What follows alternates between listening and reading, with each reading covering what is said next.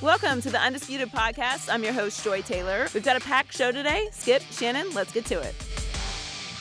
Welcome to Undisputed. We're live from Los Angeles. I'm Joy Taylor, here with Skip Bayless and Shannon Sharpe. Hi, Joy. Hi, guys. What? Good to see you. Yeah. Wait a minute. You go away for a week and you age 10 years. What happened? Now you're wearing bow ties? I went to the dog show, so I came back sophisticated. So you're a dog judge now. Yeah. Well, you've been judging LeBron's dogs for a long time until they made that trade, right? The show goes to the Bichon. Did you choose the Bichon? I like the Bichon friend.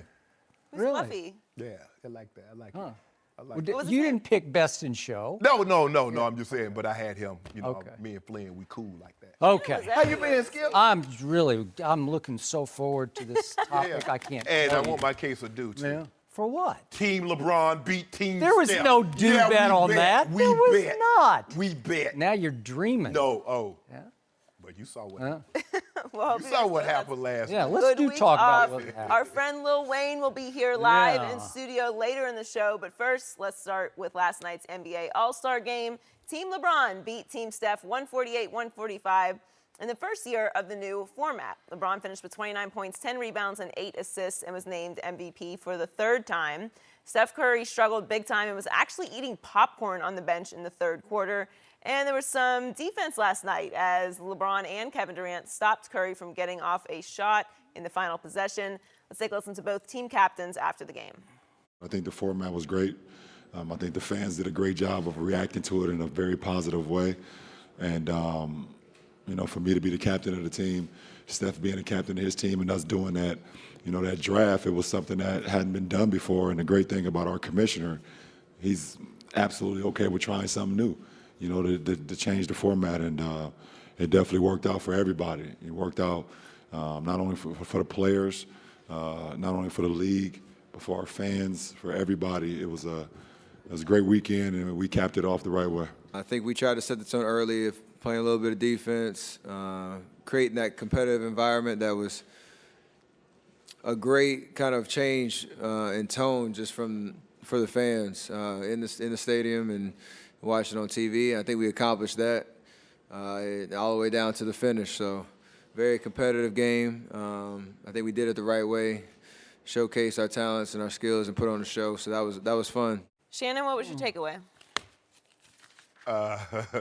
Skip, I liked it. I liked the format. I think this was a big improvement. This was the direction that the NBA needed to go in. I think when they sat down with Doris Roberts, who's head of the Players Association, who's the president, Chris Paul, and some of the execs, I think this is what they had in mind. Now, for me, if you want to make it really fun, Skip, next Friday, have all the guys in the green room and treat it just like a real draft. Team LeBron with the first pick. I'm good with that. Selects Kevin Let's Durant. do it. But Yep. Skip, this was, from a competitive standpoint, this was as competitive as we've seen it the last couple of years. Skip, we was getting out of hand. This 189 to 192 and all that kind of, that's not basketball. And I understand this is an all-star game, and you're going to have a lot of points. But everything can't be a three or an uncontested dunk. So we saw the guys getting after it last night. And you saw they were not letting Steph Curry. Kevin Durant like, bro, you my teammate, but you're not about to get this shot up. DeMar DeRozan, you're not about to get this shot up either. So it lets you know that the game meant something to them. But it also showed me, Joey, something I knew all along, and I've known this for the past 13, 14 years, that the de facto top dog in all of NBA basketball is 123. He resides in Akron, Ohio. He plays for the Cleveland Cavaliers. Why is he de facto? I thought he just was, right? De facto. Oh, you mean by default? No, Okay. because you sometimes, a guy has a good game against LeBron. Oh, he's not the best player. Yeah. I just wanted you to know, because in the fourth quarter, what happened, Skip? He touched the ball. Tell me when it's my It's turn. not your turn just yet. I just started. I was on vacation for a whole week. Yeah, I've Skip. been saving up a whole week over here. Yeah. So you better hurry. When the fourth quarter came around, the last 5 or 6 minutes of the ball game, they say Kevin Durant, Paul George, Kyrie, Russ, Bron, bring us home. I keep telling you, see, you want to put everything emphasis on scoring, and LeBron can do that with the best of them against 29, 10, and 8. We know that was going to happen. Yep. but he made the right play at the end of the game. Hit Russ on a cut and layup. Yeah. Ball game. That's what we did. Team LeBron won. Team Steph nothing. Moving forward, I see a lot more of this to come. You done? Is it my turn? Yes. It's been a whole week since I got to do this. So I agree only with your first couple of points that this was a terrific finish to what turned into a terrific, very watchable basketball game. It was fun to watch, and I love the new format, and I'm with you. Let's have a televised draft next year, and let's just see who the last two players are, because this time it was LaMarcus Aldridge and it was Al Horford, and they didn't care because they both said, hey, we're all stars, we're big boys, Exactly. we'll be okay, Yeah. right? They took it just fine. So I also agree with you that LeBron richly and completely deserved to be the MVP of this game, because LeBron badly wanted to win this game. And he won the MVP because Steph Curry and James Harden opened the door wide and said, we don't really care about this game, LeBron, you can have it. They gave LeBron the MVP. They gave him the opportunity, and he ran through that door. And did I, Joy mentioned it as she opened up this question, but did I see this right? I saw Steph Curry at the start of the second half sitting on the bench as the team captain, blatantly and openly eating popcorn, disrespecting this game that turned into a playoff-level battle at the end. That popcorn was good. Oh, yeah. So did that not send the message to his teammates? I'm a little too cool for school, which he usually is. I'm the new Steph, this last couple of years of Steph, he's starting to lose me, because he's gotten so arrogant, he's gotten so hip, so flip, I can do whatever I want to do. And he's sending a message to his team, this is no big deal. We don't really need to win this thing. And all they had was a 13-point lead with 6.5 minutes to go. And what happened? What happened was they didn't happen. And what happened was that, and I got to throw this in because I got to protect my Dallas Cowboys on this. Do you remember once upon a time, my coach of my Cowboys, this is all the way back in 1995, a guy I know very well from the University of Oklahoma, Barry Switzer, was once roundly nationally condemned for eating a hot dog on the bench during the Pro Bowl in 1995, which he proceeded to lose 41-13, one of the worst beatings ever suffered in a Pro Bowl. But that's okay, because Steph Curry was actually playing in this game. He was actually the captain of this team. He's hungry. And he was hungry because he's the captain of Team Popcorn. What, I mean, he can't eat? Captains get hungry? So Steph was on his way. He knew he was having a bad game. He's on his way to making 3 out of 11 threes in this game. Actually a game high, 6 turnovers and a -17 plus minus. So he can just sit over and eat popcorn. And meanwhile, and more to the point, his running mate in this game, one James Harden, who currently is running away with MVP during the real games. Am I right about that? Huh? I don't know if you noticed. Oh, you think Bron's getting back in it? Yeah, I caught him again streaking. Yeah, okay. I thought they told him to stop doing that. Okay. Remember, he started streaking like 13. You know what? You might be able to make that case going forward, because I do think right here, right now, if you'd taken a vote before this game last night, I'm pretty sure James Harden would be the, to this point, MVP Yes, of the I season. agree, and I would agree Okay. with him. James Harden last night showed you once again what happens to James Harden when the lights are brightest. This was Game 6 against the Spurs in last year's playoffs all over again. This was another all-time disappearing act by the current MVP, by the guy who's the front runner right here, right now, because he goes 2 for 13 from 3 last night. Think about that, 2 for 13 from 3. He missed 2 big ones late, including an air ball after the controversial, was it off Kevin Durant or not, that LeBron complained about, rightfully so, because it was a bad call. But James Harden was the least valuable player by far in this game, because he had a -21 plus minus for this game. And in the fourth quarter alone, he had a -16. And meanwhile, 2 backups on Team Popcorn were crazy hot. Did you happen to notice what Klay Thompson was doing in the game? He made a game-high 5 3-pointers, 5 out of 10. And Damian Lillard had 21 points for Team Popcorn off the bench. But what happened to Team Popcorn? They're up 13 with 6.5 minutes left, and out goes Damian Lillard, and out goes Klay Thompson, and in come James Harden, and Steph Curry. Close it out with You have to close with your starters. Yeah. Well, you don't have to unless your coach just happens to be your real coach, Mike D'Antoni, who put James Harden and company back in the game. And what proceeded to happen? 28-12 happened, and it was a lot of LeBron James. I'm going to give him high marks because he made that. Step back. That was a big three-pointer that he made with 1:30 to go. That tied the game. That was a clutch shot, not a walk-off shot, but a clutch shot. And then to close the deal, the winning points were scored, maybe fittingly, on a real sweep. It was actually a better pass than a shot, but Kyrie down the baseline from Russ, he kicks it quickly to LeBron, cutting to the basket, just a little left-handed lay-in. And by the way, Team Popcorn also featured Draymond Green. He didn't put up much of a defense at the basket. I thought they were supposed to be playing defense. See, LeBron's team was actually playing hard defense. Team Popcorn was still trying to play all-star game defense. No, you're not mad about Team Popcorn. I am. You're mad because they won, because this would have given you ammunition. They're eating popcorn, Joy Taylor, and LeBron can't win the game. Yeah. But he bust their head. 10 points in the fourth quarter, 3 assists. So now popcorn. what? And Draymond, can't you at least, that was such a blockable shot. LeBron laid it in with his left hand. You And must be thinking remember, Draymond's his new buddy now after the little incident they had in the finals. And now they've kind of teamed up. You know, keep your friends close and your enemies closer. You must be thought LeBron was Isaiah Thomas. He is 6'8". He can jump.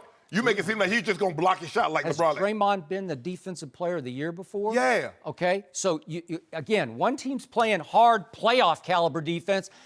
Team Popcorn is playing all-star game defense. Maybe not. It was our moment. It was our time to shine. Well, you and can have your the all-star guy, game. I told you, why are you surprised by this? If LeBron is playing with the greatest players in the world, on this stage, did you think he'd do anything less than 29, 10, and 8? When you see him on a nightly basis, you saw what he did to the Thunder. So there was only one player on Team Popcorn who played to win the game, and it was Joel Embiid. Now I want to give him high marks today. What about Dame Lillard? Well, okay, but he didn't get much of a chance, at least down the stretch. Yeah. Joel Embiid was actually playing to win. And he obviously, he was a load. In the first half, he made the big shot over his new adversary, Russell Westbrook, the three-point shot. And then he blocked Russ's basket attack at the other end. So I give him high marks. But who I give lower marks to, the lowest marks, even lower than James Harden, is one Jimmy Butler for Team Popcorn, who said, you know what? I'm too tired to play in the All-Star game. Jimmy Butler played 0 in the All-Star game. And I appreciated that Lou Williams tweeted at Jimmy Butler and took a little shot at him, because I'm sure Lou Williams would have gladly, he would have played, right? Would he not come on the court? Yep. But Jimmy Butler leads the NBA in minutes played for Minnesota Timberwolves. Tom Thibodeau, who plays his starters high minutes. Yeah. He played 41 minutes in their last real game, and he said, you know what?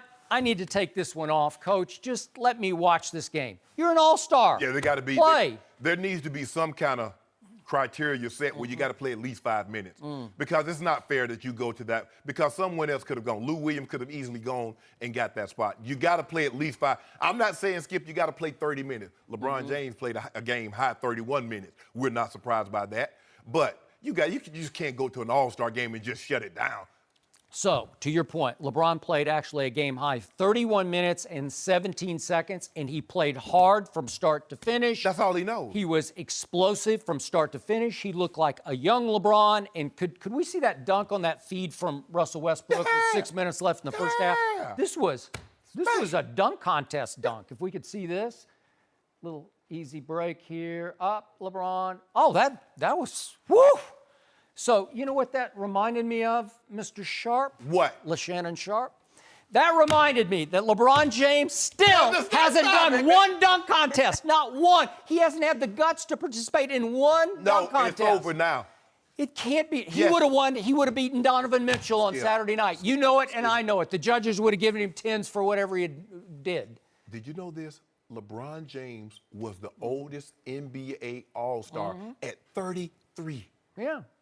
At 33. The oldest player in the game, and he was the MVP. Yeah. And I just told you, he looked like he was 23, his number. The dunk contest is beneath us. We're past past that. We're past that. Now, Skip, if you didn't get us when we were like in our teenage years, in our early 20s,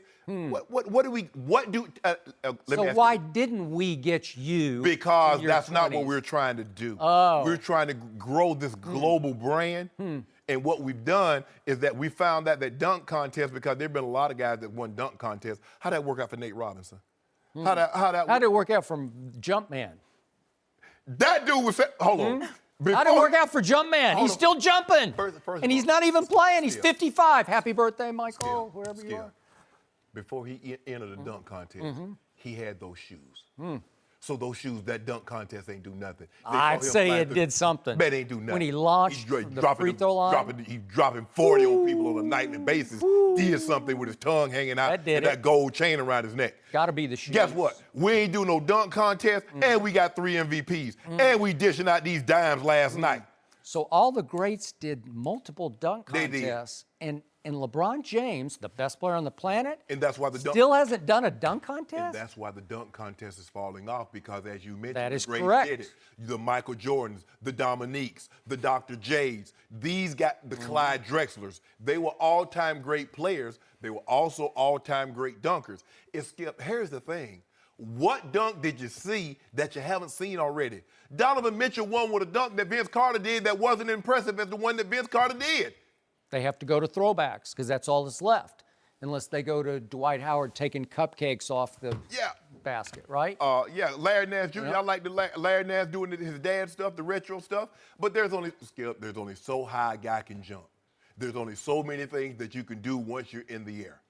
But look, I love the All-Star weekend, but this game was what the commissioner wanted. He didn't want. Because here, look, and I get it was what, 76, 78 at the half. Skip, when you got these guys, none of these guys can stop no one else that was in this game one-on-one. So if you're expecting to see a 50-56 halftime game, you're not going to see that. But at least it was competitive. The guys seemed like they cared. And that's what the commissioner, and that's what LeBron, that's what Steph Curry, as they mentioned, they set the tone early. But that dude, I keep telling you, Skip, I don't know why your head is so hard. I don't know, do I need to put drill in there and pour it in there? The game I saw was one-way competitive. LeBron's team really, really wanted to compete, and Team Popcorn really didn't care. They were playing all-star basketball. LeBron was playing real game basketball. No, and then we came playoff basketball. Well, we took Anthony Davis out because he wasn't having one of his games. And we put Paul George in to put that hawk. So we had KD, Paul George, Bron, and them 2 guards, Russ and Kyrie. And they watch this. Hey, what did Wayne? Hey, Bron, do what you do. Do what you did to us last year in the playoffs. Do what you've done to the Celtics. Just keep doing that. Walk up, just bust them upside the head. So, you know what? It is starting to feel like it just might be LeBron James' year. It might have all just suddenly swung at the trade deadline. Did you not miss the other 14? Wait, did you not see the 19 games ahead of the trade deadline? The 19 before, LeBron James had a plus-minus of -147, What is it now? which was the worst in the whole NBA. We're just holding our breath. Oh, so you know what? LeBron is now a candidate for comeback player of the year in the NBA. Stop it. Well, he Stop is. Have you ever seen anybody play that poorly and suddenly get this rejuvenated? And it's because of the most impactful deal I've ever seen at the trade deadline. Yeah, I totally think did it. all of a sudden We should LeBron, have did it after he effed that one up, trading Kyrie. he fixed that. He ain't fixed it. He yet. got rid of all the bad and he kept all the good. And all of a sudden, LeBron's got more help than he's ever had. Well, Skip, I don't know. Doing these speed workouts, Joy, you'll know what I'm talking about. Guys train with parachutes. They train with bands on so that when you take them off, you're faster. See, we got rid of Isaiah and Jay Crowder, all that stuff that was holding us back. And LeBron James. Derrick Rose. Oh, you remember Forrest Gump when he was running and all those leg irons just fell off and how fast he started picking up. That's what we did when we got rid of all now the leg LeBron irons. is Forrest Gump. Yeah, once we got all them leg irons and he could be free, took off running. 29, 10, and 8. He got himself a box of chocolates, didn't he? On a date. Jordan Clarkson and Rodney Hood coming off the bench? Are you kidding me? Did you see Larry Nance Jr.? Last Tuesday? Whoa. Right before Valentine's Day. Wow. Open triple dub like they got some flowers, Joy. Huh. So 3 weeks before that last Tuesday night game at Oklahoma City and Cleveland, it was 148 to 124 Oklahoma City, and one deadline deal swung it all around. Swung this pendulum. And does that mean that Dan Gilbert is the executive of the year in the National Basketball Association? I think he is. And you notice how everybody else, I can breathe. I'm free. I can play my game now. A lot of people can't handle those expectations. Skip, when you go play for the Cavaliers, you know what you're playing for. That's a difference than playing in Utah. That's different than playing with the Lakers. When you go play with certain teams, you go to the Patriots, Skip, you're not playing to go 10-6. You're playing for Super Bowls. Everybody doesn't want that pressure. They say they do, but they don't want that magnifying glass every night. So, Shannon Sharpe, are you ready to step out on that limb right here, right now, as we go into our new season here on Undisputed? Cavs win it all? Go ahead. It just feels meant to be, doesn't it? It don't feel, hold on, Skip. Huh? Let's not get carried away. Did you see what they did to Steph last night? They humiliated him. Hold up. That's not Steph guys. And we had one of Steph guys on our team, KD. And you saw what KD did. If you can't beat them, join them. That's what LeBron said. Although they right? lost that last game. Yeah. You saw what KD did. He put up a 50 spot or what, 52 spot against Portland. So he's capable of doing that. So you're still scared come on, of Golden? Shannon. I'm not, no. But Skip, You fear Kevin Durant? who got that trophy? Wait, Joy, didn't he just go on and on about the best player on the planet? It's LeBron. That guy? LeBron. The de facto best player? Hold on, wait a I don't know minute, what that Skip. means. But Okay, you keep saying LeBron is the best player, but then you throw in KD, you throw in Steph, you throw in Clay, but see, and then Draymond. So you ain't okay. Well, who we gonna match up with that? So who's our Clay? So who is our Steph Curry? you got lots of Steph Okay, Curry. okay, You who's got, our you Clay got a Thompson? whole bench full of them. Man, you better stop. You got man. two guys coming off the bench who can flat out light it Dude up. is the greatest- They're used to coming off the bench. Dude is the greatest distance shooter the Yep. world have ever seen. Yep. He's a unanimous MVP. And while we're talking about how well So Steph- you got more excuses? No, I'm just saying. KD averaged 35 last year. LeBron averaged a triple-double. Hell, Steph almost averaged a triple-double. Who's the best player on the planet? Who's the MVP of the All-Star game? Player. Come on. Hold on. Come on. Hold on, Joy. I'm glad he brought that up. Who took him home last Who night? was the best player on the field in the Super Bowl? But who had the best team? Huh?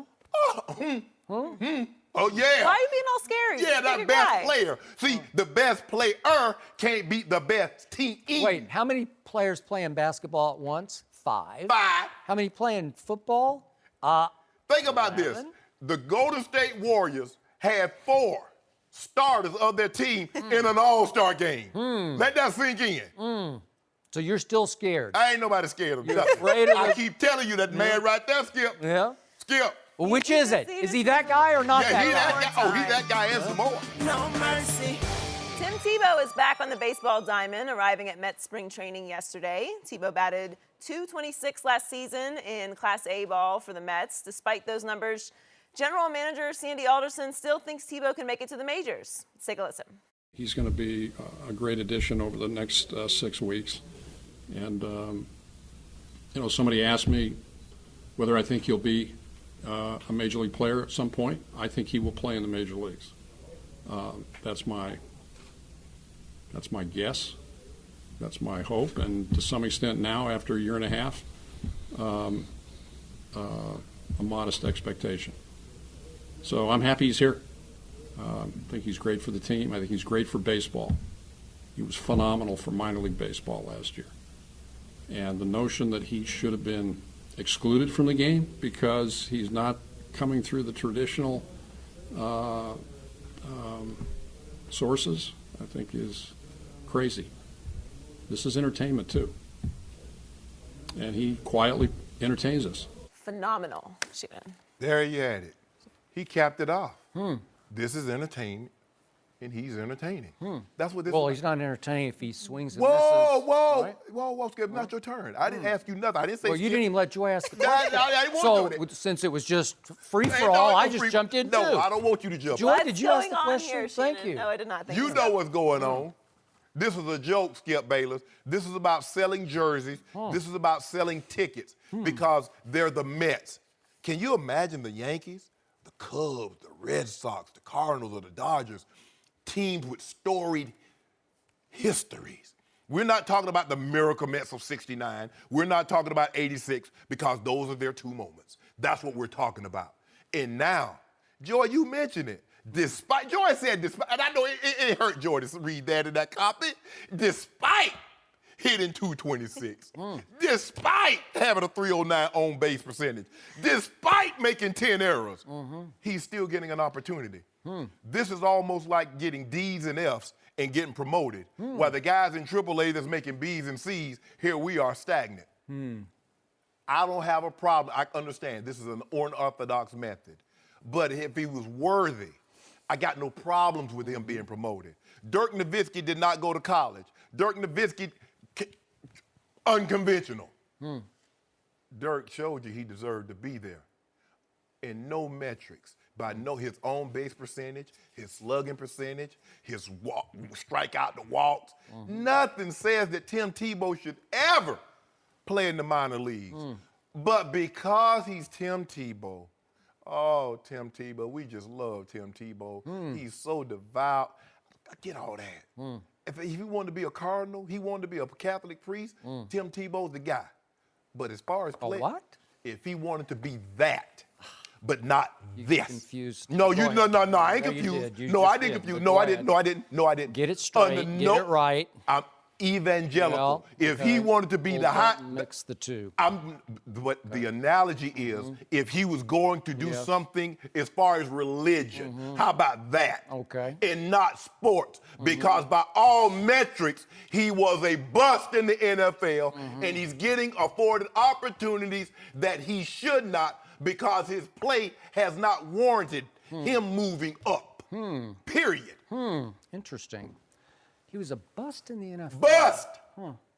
I recall, Joy, back in 2011, Denver Broncos team. You played for the Broncos, I played right? for the Broncos. That was dead in the water at 1-4 with Kyle Orton at quarterback, and John Elway had just taken over the team. John Fox was the coach, and they got together and said, let's just get this over with. Let's throw him into the fire, and he'll embarrass himself, and we'll be done with him. Tim Tebow, right? Yeah. So they threw him into the fire at Miami, and what happened? Overtime happened, and a victory happened. They won. And then all of a sudden, they came from 1-4 to win the division, the AFC West. Tim Tebow won it and turned their rushing attack into the leading rushing attack in all of pro football. And then they won a home playoff game against Big Ben Roethlisberger and the Steelers. Is that the bust that you're talking about? So a quarterback selected in the first round. I just want to make sure I'm hearing you correctly. Interesting. So in all my time, so a quarterback selected in the first round that wins one playoff game, he's giving you the value for which you selected him at. He won the division. I just asked you. He got one shot, and he did that. Okay. And in the last 5 minutes of all those games he played in 2011, he had the #1 QBR in all of football. Wow, that's interesting. How many games? Bust. How many games? Bust, said Shannon Sharpe. How many games did he start after that point? Well, he didn't get a chance. Whoa! What you mean he didn't get a chance? Rex Ryan, according to Tim, told me that Rex Ryan told him he was going to get a 50-50 chance to play quarterback for the New York Jets, and Tim never got a chance to play quarterback. The Jaguars told him they give him 100% chance. Oh, well, he should have taken that job, I guess. So let's get back to the question. This is not a publicity stunt. It is. This is the real deal. This is the Mets bringing a player to big league camp who showed them flashes of big league ability in his first year in pro baseball, in Class A, lower and then higher A ball in the same year. And it was his first year of playing baseball since his junior year of high school 10 years before. And I know you know enough about the game of baseball to know it is by far the hardest game to learn at the pro level, right? It is. It takes time. And I can go back and show you a whole bunch of former MVPs in baseball MVPs, who in their first year of pro baseball in Class A put up numbers that are strikingly similar to Tim Tebow's. I'm looking at the careers of Miggy Cabrera and Jimmy Rollins, Ryan Sandberg, Josh Donaldson. These are all MVPs. Joey Votto. This go man back. compared Tim Tebow. Go back and look at their Class A stats. Go back and they look a lot like Tim Tebow's stats. But you could see flashes of brilliance. You could see flashes of big league ball player in all of them. I can throw in guys who didn't win MVP. Go back and look at Derek Jeter's Class A stats and tell me what you see. You see Tim Tebow, Carlos Beltran. How about Nelson Cruz? How about Brandon Phillips? Go back and look at their Class A stats and tell me what you see. How arrogant? He hadn't played in 10 years. Think about this. How arrogant must you be that the sport that you've been playing for the last 20 years that you supposedly perfected, you couldn't succeed at that, and you going to cross over into another sport? Well, the first sport rejected him and never gave him another chance Yes, they after did. That's not true. he won the That's division. not true. That's not true. That's interesting. No, the NFL rejected Colin Kaepernick. He never got another chance. Okay. The Jets, the Patriots, the Eagles say otherwise to Tim Tebow. Did anybody else give him a chance to start a football game? No, not one. Not one. Come on. Not after what he did. So we look at the flashes we saw from Tim Tebow last year, and we saw him, let's go back to the Arizona Fall League. He closed strong at the end of that with a 9 for 32 over his last 11 games. That was pretty good. And then he got promoted from low A to high A. That's pretty great, I would have to say. And he had a 12-game hitting streak in July. That's pretty good. That's where the Mets are saying, wait a second, maybe we got something here. And then he capped off the season in his final 6 games, going 9 for his last 24, which is credible. And you say, okay, so he hit 8 home runs. He showed you a little pop, and he was an adequate outfielder, decent athlete. He had 10 decent errors. speed. Huh? He had 10 He's errors. adequate. I'm He's not got asking him to a be good arm. Roberto Clemente or Willie He's adequate. Mays. He could play big league outfield. He could play left field. Skip. The man had 10 errors in 143 games. It's not terrible. I could show you worse than that. I could show you a lot worse than They're that. not in the majors. Well, I could show you, but I'll bet I could find a bunch of Class A players that had more than 10 errors. And guess what? And Sandy Alderson's not saying they're going to play in the majors either. No, they're exactly right. So, thank you for making my point. The Mets have let Tim Tebow's people know that he will get a chance in the big league camp to sink or swim, and he's going to have to live up. If he falls on his face, he will fall out of baseball. But they're going to give him the chance to prove that he at least belongs in AA this year. It's escalated because he's obviously already 30 years of age, so they're going to see what they can see. And they know that his intangibles are high because every time he was put in a clutch situation, a late game, gotta-do-it situation, as a pro football player with the ball in his hands, not good things happened, great things kept happening. So they're thinking, gee, could we maybe get a couple of big hits in September out of Tim Tebow? Yeah, you could. But here's the thing, though, Skip. You don't talk about that last game at home against the Chiefs where he completed 4 passes and they lost. You don't talk about... They won the division. What's the scoreboard say? Wait, when you open your restaurant for division winners, who got to go in and sit at your restaurant? Wait a second. The Denver Broncos under Tim Tebow won the division and won a playoff game. And he's been able to... And you called him a bust? And How could you call him a bust? Matt Castle won the division also. Is he not a bust? Oh, well, he's pretty good. I told you he was pretty good. Pretty good. He made the Pro Bowl. This is what I love about you, Skip. You love, see, what you try to do. And you do it very well. You talk about the last... I do it successfully you do it because you've been backed into a corner you can't get out of. Joy, the thing that I've been blessed with is tremendous recall. Because over those 2 leagues in which he's played in, he played 143 games. Now, Skip only talked about the last 11. But over the 143... What you have to do in Class A, you have to say, look at the flashes. I'm talking about... I just gave you 10 former MVPs. Whoa. Look at their Class A stats. Should they have been sent home? No. Skip, Miggy Cabrera, should they said, Miggy, go home? So now he gonna be Miggy? I'm not saying he's Miggy, but you could see flashes of these guys. They won MVPs. Yeah, those guys did that at 18, not at 30. He might as well be 18 at 30 because he's never played. He didn't even play his... grown, rusty, old-ass man. He did not even play his senior year of high school. Skip. Do you know how hard that was to get thrown into the fire with all those bonus baby kids? You mentioned the last 11 games, but over those 2 leagues he played in 143 games, he had 484 plate appearances. He batted .226 with a .309 on base, and he had 10 errors in the field. So by any metrics, Billy Bean, I want to call Billy Bean. Billy Bean, can I get your number? Because I want you to call, because he knows everything. I mean, he break that thing down. I'm close friends with him. Okay, well, you call him and say, what business does Tim Tebow have in the major league with those numbers? What do you think he's going to say, Skip? He'd say, I look at Class A stats for streaks. I look for blips. I see bursts of big league ability. And I say, oh, I'm going to promote that guy to high A. And I'll see more bursts. And if I see more bursts, I'm going to promote him to AA. And if you see bursts from Tim Tebow, little blips and like a game here or a game there in the big league camp. You say, let's send him to AA, where the competition goes up a level, and let's see if he can continue to learn the game of baseball.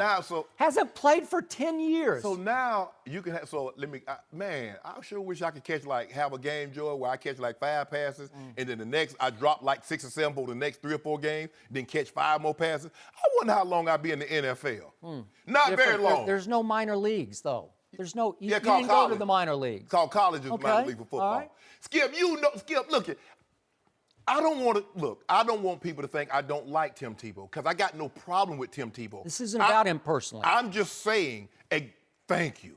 All I'm saying is that these numbers does not match with someone being elevated to a higher level when he's not succeeding at the lower level. That's all I'm saying. By no metric or analytics should he be promoted. What you cannot discount is what he proved on the football field intangibly. Different sport. All he did was win. All he did in college was win. He won a Heisman Trophy, he won national championships. He got the doors blown off him by Alabama. Yeah. He got the doors blown off him by the Pats. He couldn't make it to the Jets. He couldn't make it at the Pats. He couldn't make it at the Eagles. He couldn't make it at the Eagles when Chip Kelly, the very League rejected him. League rejected him. They don't like him. They don't like him for all the reasons you don't like him. Why? I think he's a sideshow. It becomes a media distraction for the locker room. Well, I will say the league, if Colin Kaepernick gets 3 more opportunities, and then maybe I'll say, okay, but Colin Kaepernick very different situation, but also rejected by the league. He won a division, went to the Super Bowl. We've talked about that, and I completely agree. Tim but Tebow, you also have to agree that Tim Tebow got rejected by the National Football League. his ability to throw consistently and I watched accurately. him throw consistently, accurately for the Philadelphia Eagles, and Chip Kelly at the last second said no.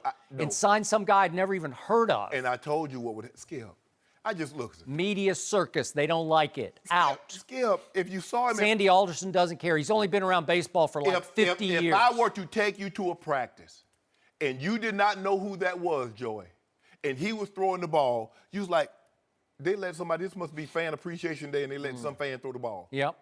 And then what happened the last 5 minutes of the games that But counted? the games are 55 minutes, and the defense had to play out of their mind. Who won the bulk of those games, though? Skip. Who won that division? Help me out. Who won the division? The Broncos won. And who was the most important player on that team? It was Tim Tebow. The defense wasn't that good that year. Yes, they were. No, it wasn't. Well, I mean, if you're gonna get the Bears running out of bounds twice to stop the clock, and you'll get what happens to the short menu of wins and losses? What happens? He won. Help me out. And then he tried to open a pop-up shot in the Jets, got closed out. He opened one in Philly. I guess Shannon would have closed the doors to Tim Tebow. Huh? You can't come to my restaurant. You can win all you want, but you can't come to my restaurant. Whoa. Right? Skip, they gave What him it sounds like. They gave him other opportunities. It just didn't happen, Skip. So Interesting. now it's okay. Yeah. I mean, now you got people up there thinking, man, Tim Tebow like Bo Jackson. Tim Tebow like Dion. Nobody thinks that. Nobody's going to lose their job over it. He's going to have to perform or he won't. It's Next up, sink or swim. LeBron James won the All-Star Game MVP here in L.A. last night. There have been LeBron to the Lakers rumors for months, and this weekend, LeVar Ball gave his thoughts on the topic. Let's take a listen. Oh, man.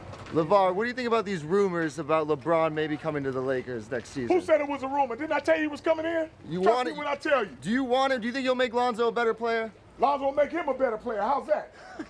Do you think you'll steal away from his star power? Ooh, they both got star power. It's good. All right, my man. Shannon, what are the chances LeBron comes to L.A.? Well, LeVar from L.A., so he know where to get all that good scunion, Joy. Because he must be on something if he comparing LeBron and Lonzo in their boast. For real? Let me ask you a question, Skip. How Jordan Clarkson and Larry Nance Jr. look playing with LeBron as opposed to playing with Lonzo? Yeah. I don't know. I haven't seen him play with Lonzo a whole lot. Yeah, I know. Because he's been out for a month. Yep. Skip, look. There's a great chance LeBron comes to L.A. He got 2 houses out here.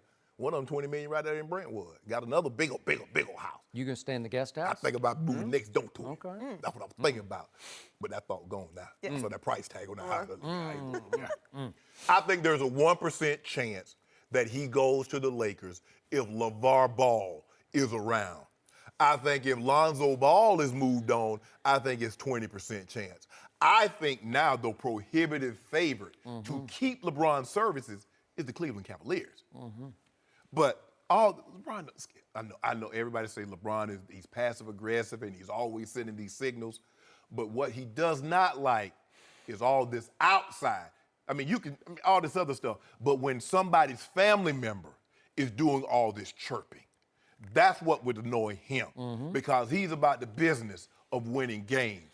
And then we saw last week he threatened my boy ain't signing back with the Lakers unless they take all 3 of them. Yep. I wonder if my brother would have said, hey, Green Bay, I ain't signing back with y'all unless y'all sign my brother. Because here's the thing, Skip. My brother believed that I had the talent to go get the job done. If your boys is as good as you say they are, you shouldn't have to try to hold somebody hostage. They play should be able to speak for itself. Because like I said, you can talk and you'll get you a few million Facebook or Twitter and Instagram followers. You might even get an endorsement or 2.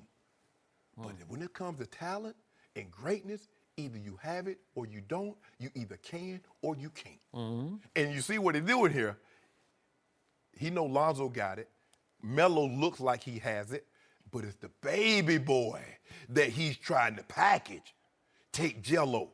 Nah, Jello. The middle son. Yeah. Jello need to come on out here. Yep. LaVar, go and pay me some money. I get him ready to play tight end and let him go make some money that way. That's what you need to do. Yep. But all this talking about he gonna do this, Skip, LeBron James, by all measures, at worst case scenario, he's a top 5.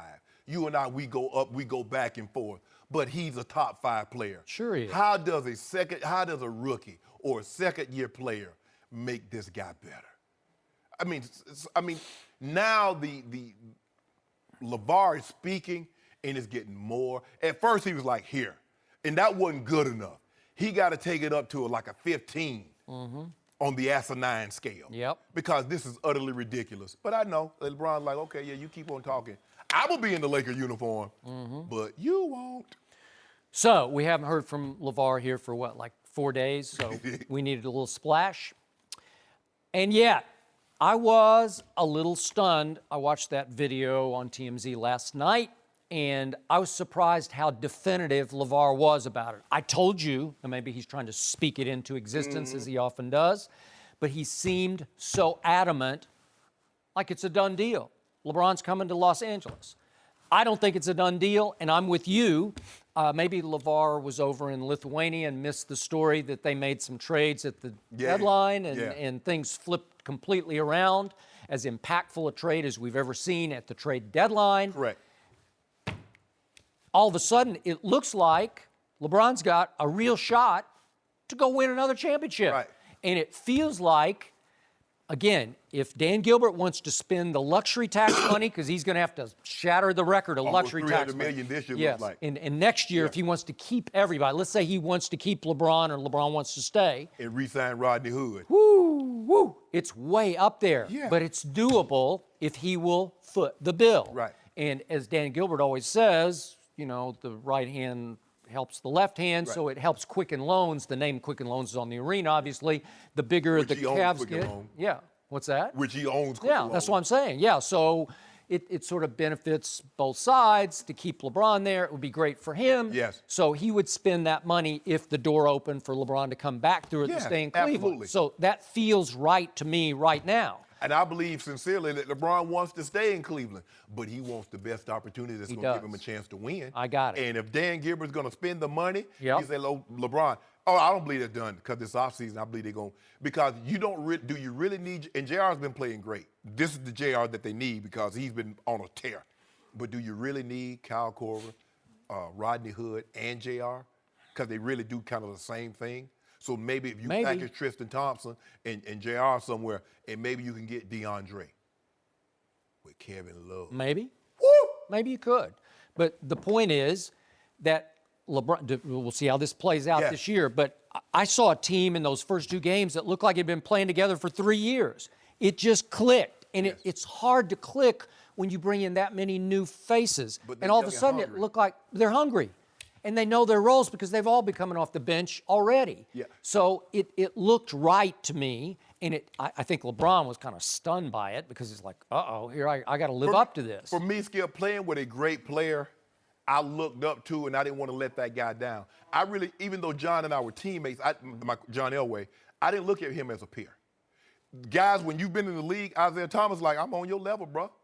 You know, all these other guys, like, I'm on your level. I've been in the league 10 years. I've been in the league 11 years. D. Wade, I mean, they're best friends. These guys, look how they rotate.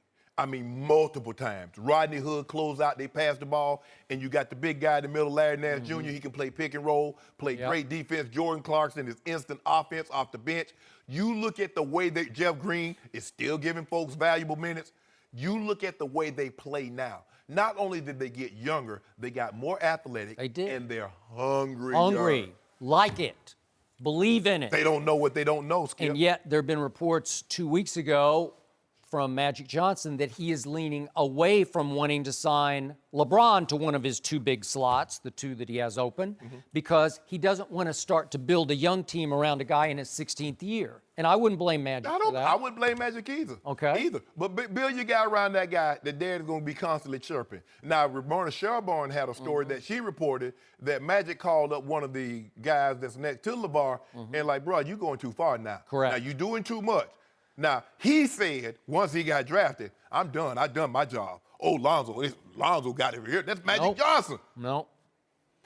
And right now in the NBA, there are 2 injuries that I'm going to term mysterious. One is Kawhi Leonard's quad, because I still don't get that one. I don't know what's going on there with my Spurs. He might end up in Cleveland. He might end up somewhere besides San Antonio. And the other mysterious injury that I do not understand is one Lonzo Ball's knee injury.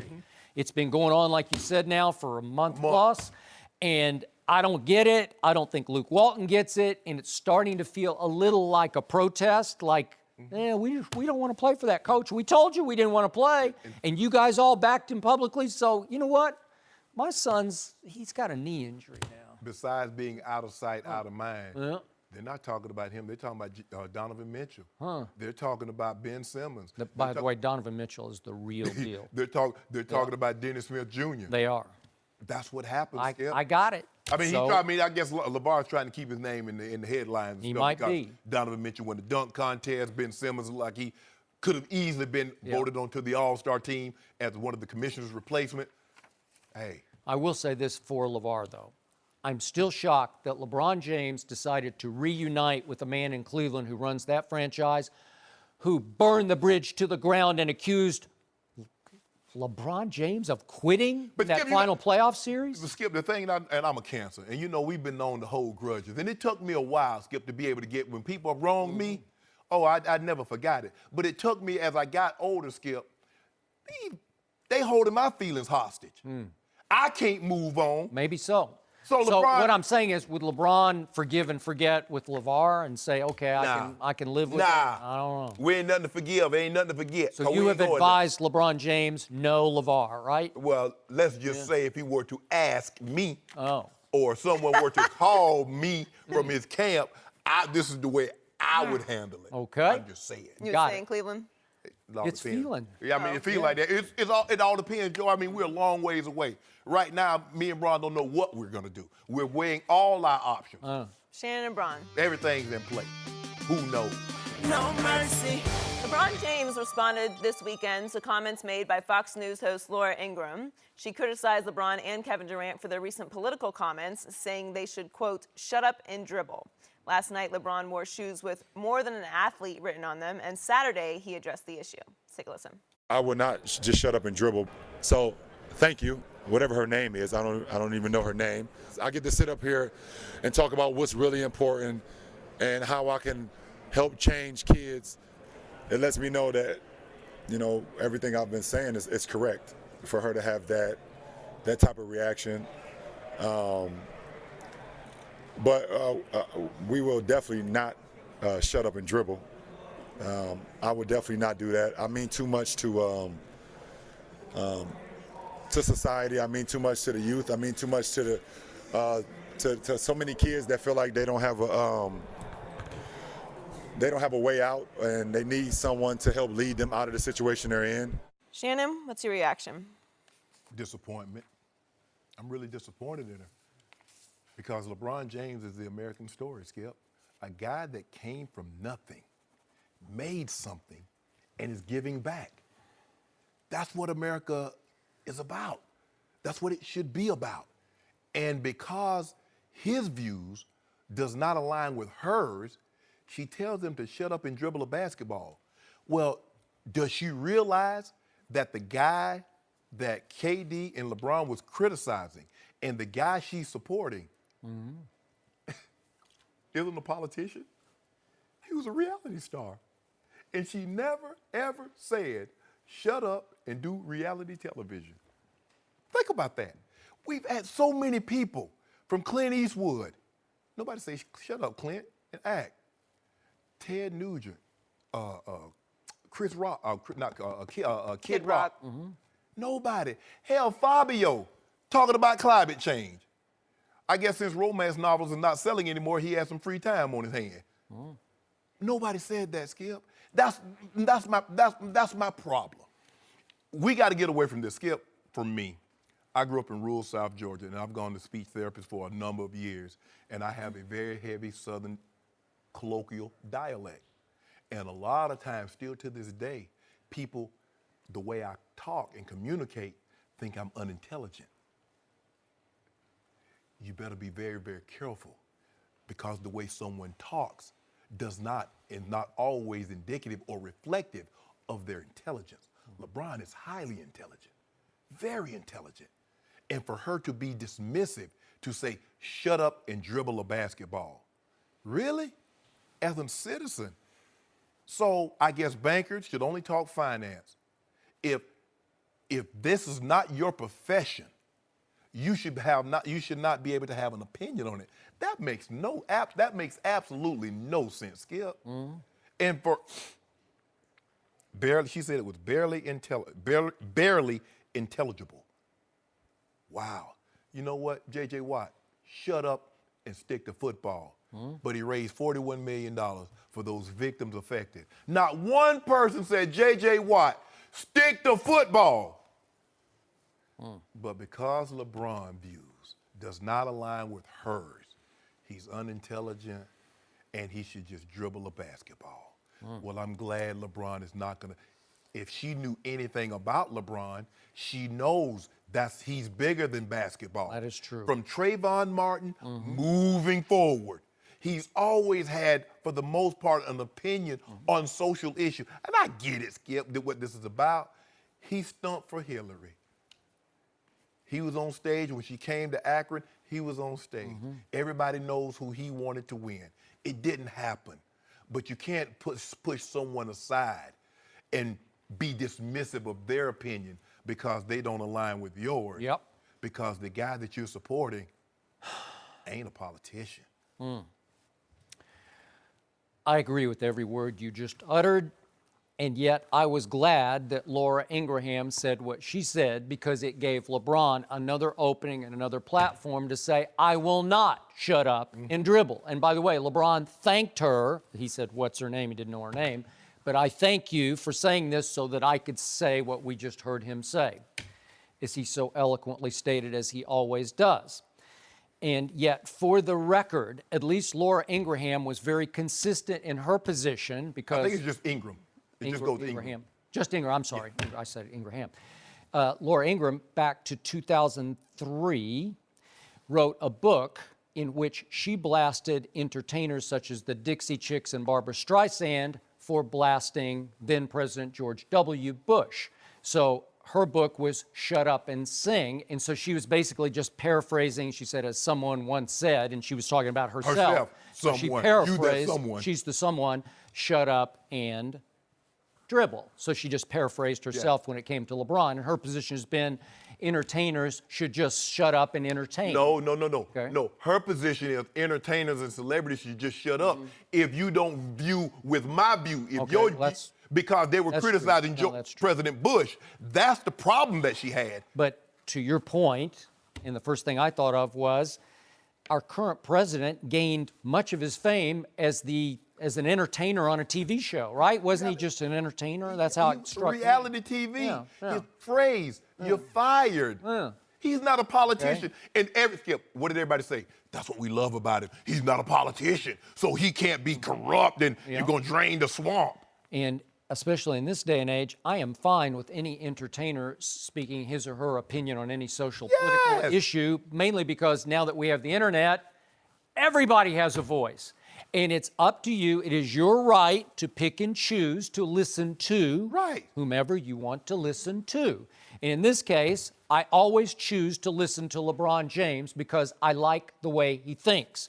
I trust and believe in the way he thinks because he takes the time to have command of the issues he speaks about. I don't always agree with his point of view, but I like to listen to him because it's thoughtful and it's rational and it's reasonable and he's thought hard about it. So it's my choice as an American. I can sit back and say, I'm going to open my ears. Every time he speaks, I sit back and think, interesting point. The flip side of one LeBron James, if we can stay away from basketball for just a second on the court, is one Michael Jeffrey Jordan I covered in Chicago. And he just wanted to shut up and dribble. That's all he wanted to do. And sell sneakers, right? So that was his right and his choice just to say, hey, I'm out, man. Don't ask me. I don't have any views on that. I don't follow it. I don't even want to get involved in that, mainly in part because he wanted to sell sneakers. So he didn't want to pick a side. So I was fine with that. I don't condemn him for that. Maybe as a member of the black community, you'd say, well, we need you to stand up for some of our rights and issues here. His famous phrase was Republican buy sneakers too. And Skip, here's the thing. When President chimed in about the NFL and the anthem and the players, now he called the players SOBs. When does he speak every time grammatically correct? But nobody says anything. She doesn't. Look, that's your opinion. I get it. You support him. Okay, fine. I might support something else. Skip, you have an opinion on it. Like, I don't know, Skip. I don't agree with that. But I'm not going to say what's, and I've never said, Skip, you and I have been doing this show almost 18 months. Skip, you ain't play, how you know? You got an opinion. You've been around the game long enough. You've been in locker rooms long enough. You've heard enough players talk. You know what you're talking about. You might not know the intricacies and O's and all that finite minutia, and that's okay. But to be dismissive, she basically dismissed him because you're not a politician. And the guy that's in the office never held a political office, never was in the military. So normally that's what you do. Normally you hold political office. You'll be a senator or a governor or something. You move up through the ranks. Or you're a general or something like that, like Eisenhower. He had none of those. He was a reality star. And now LeBron can't have an opinion. First of all, he's black. You can't have no opinion. You're black. What do you know about politics? I know this about LeBron. He grew up in a single mom who was a teenager when she had him in the concrete jungle of Akron, Ohio. He got out, and he brought a lot of people with him. And not only did he get out, he didn't stay out because he went back. He's given $50+ million for 1,100 kids that's going to be able to go to college at no expense to them. And he's opening a public school, I promise. Yeah, just for the record, Laura Ingraham did make the point this was not a racial comment that she made. Just one time I want him to say, you know what, that's what I meant. It was racial. That's not what I meant. If I offended someone, I'm sorry. Just for the record, that was her statement. In her book, the targets in her book were not, they were the Dixie Chicks and Barbara Streisand were the main targets in her book. Just for the record, I'm not saying that you aren't right. I'm just saying that's what. Well, Steve Kerr and Greg Popovich have been equally as outspoken about this president as LeBron and KD were in the ride. Well, I mean, does she know about Steve Kerr and Greg Popovich? Of course she does. Of course she does. She didn't know that LeBron actually graduated high school, but. Well, she tried to make it seem like, well, he tried to leave early. I think what she meant was he tried to leave college early, but she didn't understand that he actually graduated high school. Skip, this is what happens when you're a prodigy, which LeBron was, and he was going to get no benefit of going to college. It's like a classic pianist. If they're 14, going to Juilliard doesn't do them any good if they can sell out Sydney Opera House. And that's what LeBron... All of it's really irrelevant anyway, because if the last time I checked, LeBron is a citizen of the United States. He has a right to vote. He does. He pays taxes here. And you have the right and opinion, If we are in war, it still affects him. If there's something wrong with the climate, it still affects him. It's not about caring. All of these things are... If you stripped away his profession, all of those things are true. But Joy... why on earth would he not be allowed to have an opinion about the country that he lives in? You black, you worth $300-400 million. Why you care about somebody else? But the mentality that a American citizen who pays taxes, who has a right to vote, who lives here, who earns money here, who gives back to the community here, if you didn't know their name or their profession, should not have a right to have an opinion about the president of the country that they live in is insanity. Forget the fact that they're a celebrity. Forget the fact that everyone has the internet and has the opportunity to give their opinion. That literally makes no sense. But here's the thing, though, Skip. If LeBron James was a guy making $50,000 a year, she wouldn't have cared. It's the fact that he's making this. So what you're making $80 million a year. What do you have to complain about? What you do for a living is irrelevant. I get that. But LeBron's like, well, there's not, put it like this. There are fewer LeBron James than they are the average. Well, there's only people. one LeBron James. If you're bothered to insult someone, you should probably at least read their Wikipedia. No mercy. The Cavs are probably the only team that did not want to break for the All-Star game. LeBron and his new roster have won 3 straight since the trade deadline, including impressive wins at Boston and Oklahoma City. Cleveland is currently 6.5 games behind Toronto in the East. Joined once again by Chris Broussard. Chris, what shot do you give Cleveland to win it all now? Well, they definitely win in the East. There's no question about that. And obviously, I want to see them continue to play well. It's been 2 games. They were great. But I want to see the young guys, the new guys, make a commitment on the defensive end. They have for the first 2 games, but I want to see that continue, and they should improve theoretically on that end. So at this point, I'll give them 25 to 30% chance of winning it all. It could improve. I definitely think they can give Golden State a better series than they did last year.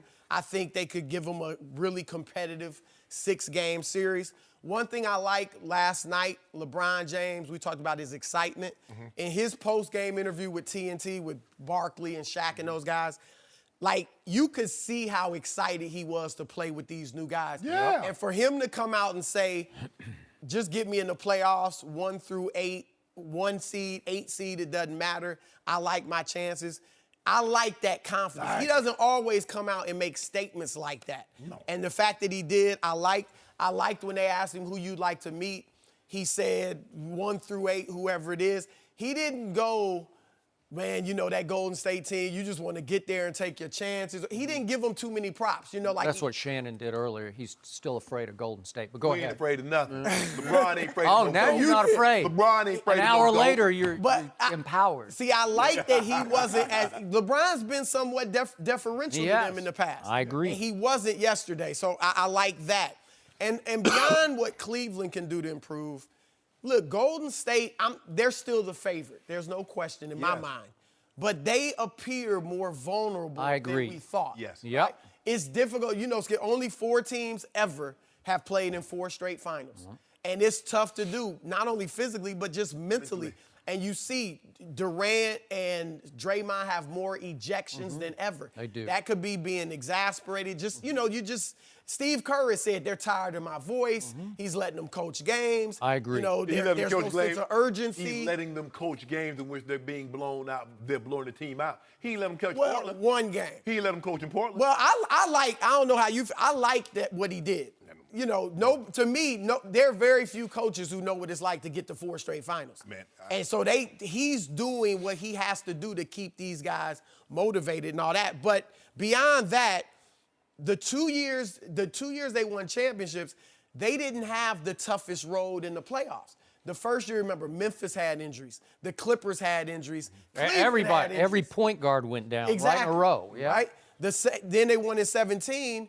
Portland, you mentioned Yusef Nurkic. Portland wouldn't have beat them, but they were injured. They were. You know, and who they play last year that also was in San Antonio. San Antonio. Your Spurs. Why? So they're out. So the 1 year they had a rough road in the West, down 3-1 to OKC, they didn't close the deal and win it. Again, I'm not saying Cleveland's the favorite. I'm just saying I think Golden State is more vulnerable. They're going to have a tough road. OKC, if you get them in the second round, I don't think they'll beat them, but I think they'll make it tough. I'm going and to say it one more emotionally, time. it'll be tough. Utah is no joke. Utah is playing No well. joke. They got to get in, I tell but you, they're ain't no tough. joke. So you could get The them in Denver round Nuggets. 1. They're no joke. You fooling with Nurkic and those marksmen they got, they're going to be no joke. Yep. You don't want to see them. Skip, look, I'm going to be all the way 100 with you. The Golden State Warriors still have 4 All-Stars. They're still the favorite. Vegas says so. But I like what I'm seeing.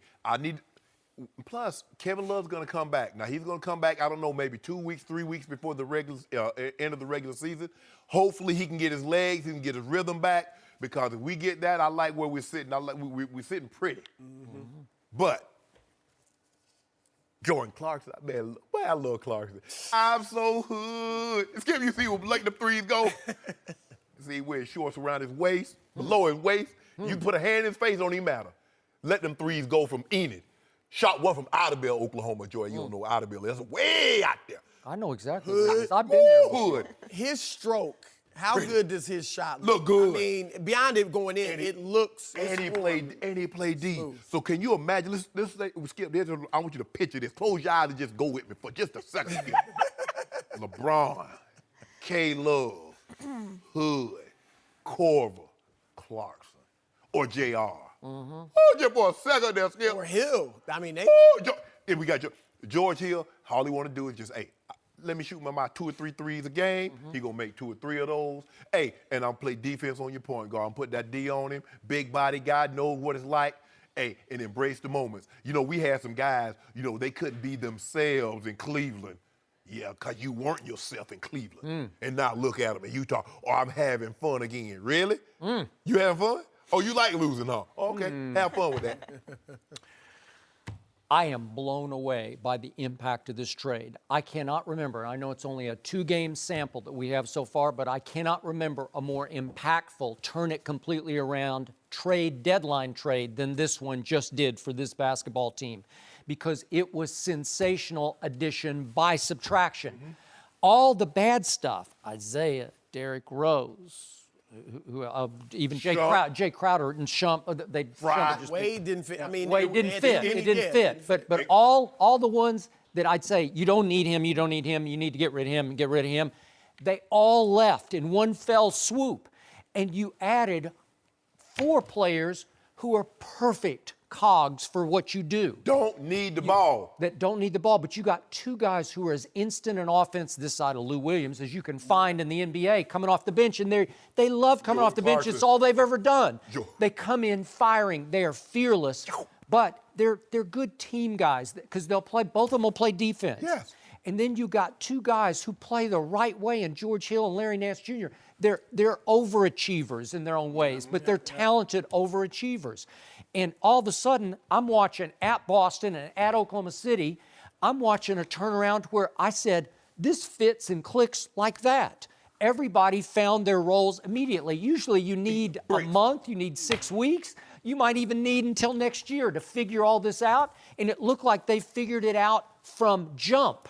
And at Oklahoma City, what an incredible 3-week turnaround it was. 124, 148. To watch Oklahoma City go into Cleveland and score 148, and then you go to their place and just run them out of their own building with your new guys. And this is all without Kevin Love, as you point out. Wait until he's only an all-star. He was a 2010 guy before Isaiah came back. But Skip, I keep telling you this. You don't have to tell Bron the ingredients.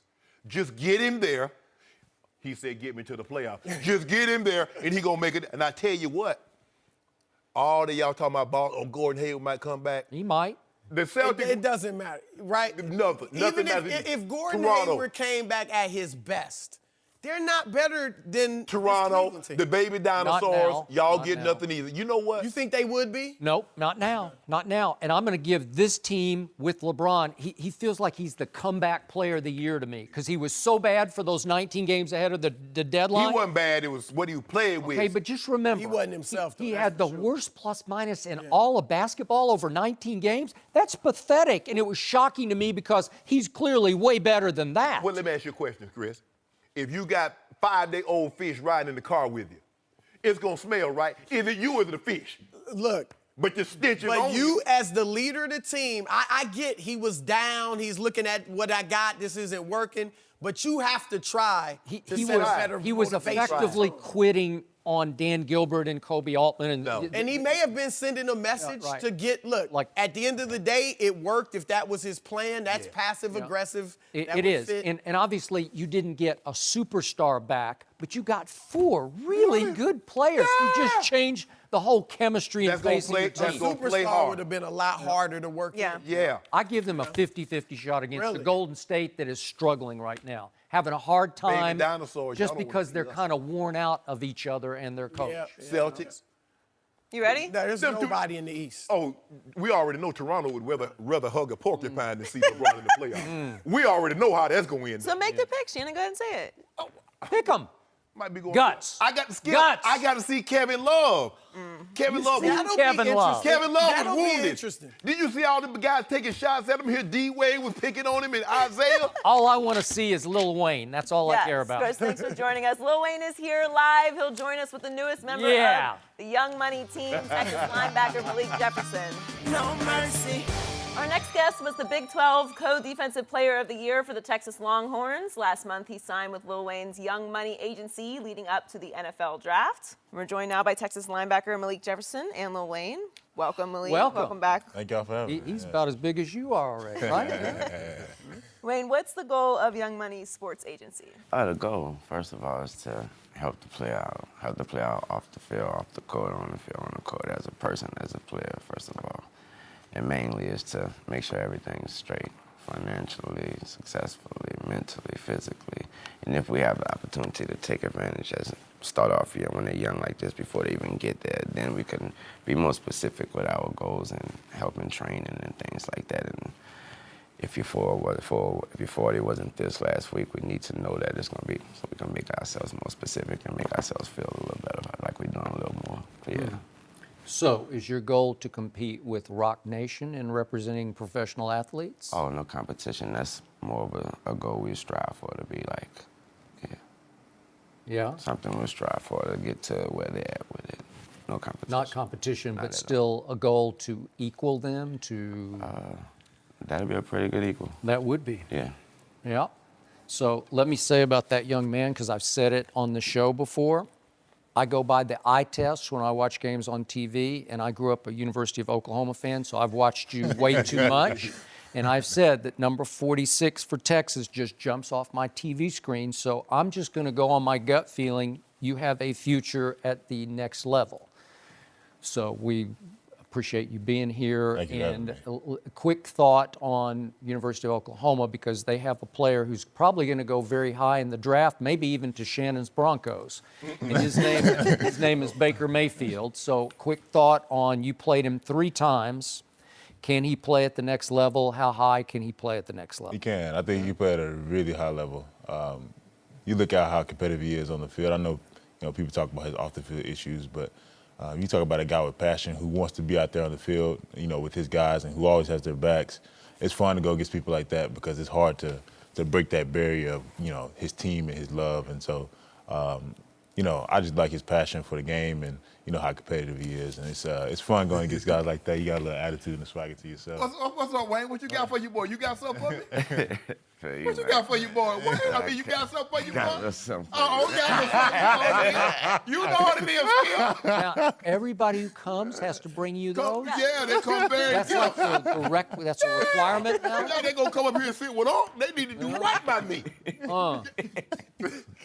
Malik, normally when players choose agents or agencies, they go with familiarity.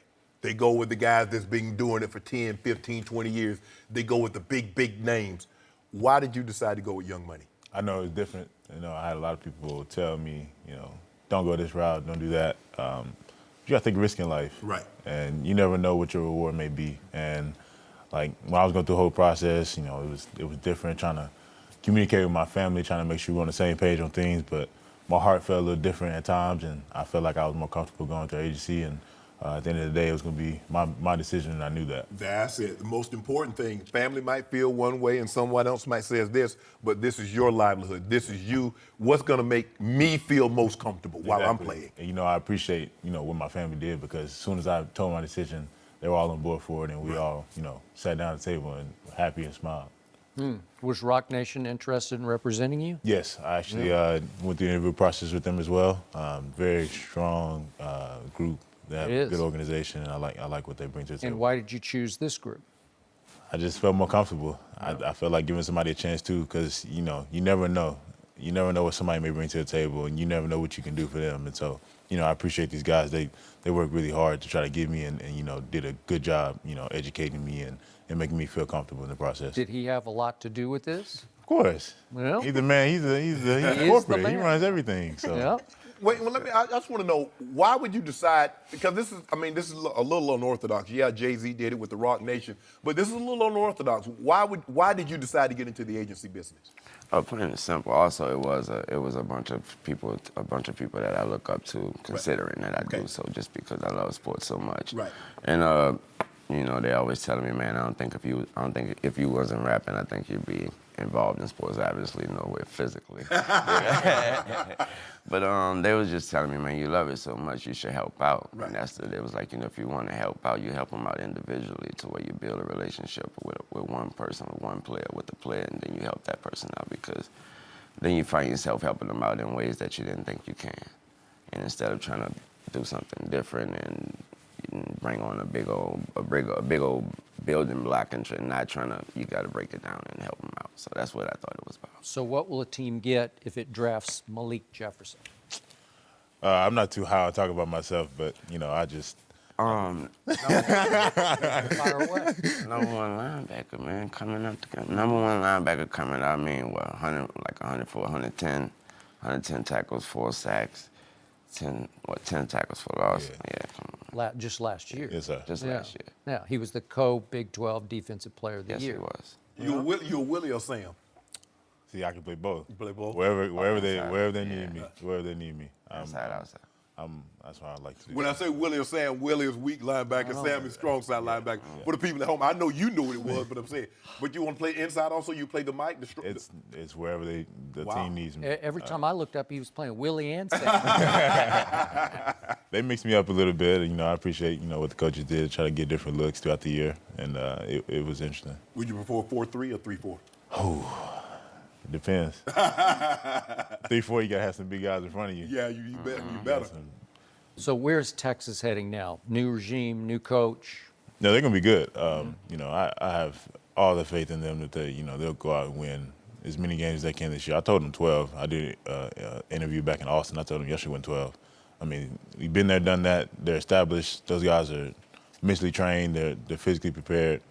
There's no excuse for them not to be able to win this year. And I'm still gonna have that standard for them high, even though I'm not there. But I know they can do it. So you grew up in a Dallas suburb. Would you like to be a Cowboy? I'm willing to go wherever anybody takes me. Or let me paraphrase that, as he would say, a cowgirl. That's what he calls it. Yeah, you're a cheesehead, huh? Ain't you? He's a cheesehead. That's all good, bro. Well, I mean, now you're on the corporate side. You can't call them cowgirls. Malik, thanks for joining us. Congrats on the partnership. Good luck in the draft. No mercy. Thanks for listening to the Undisputed Podcast. I'm Joy Taylor. We're back again tomorrow morning at 9:30 Eastern. We'll see you then. Fox Sports, one of one.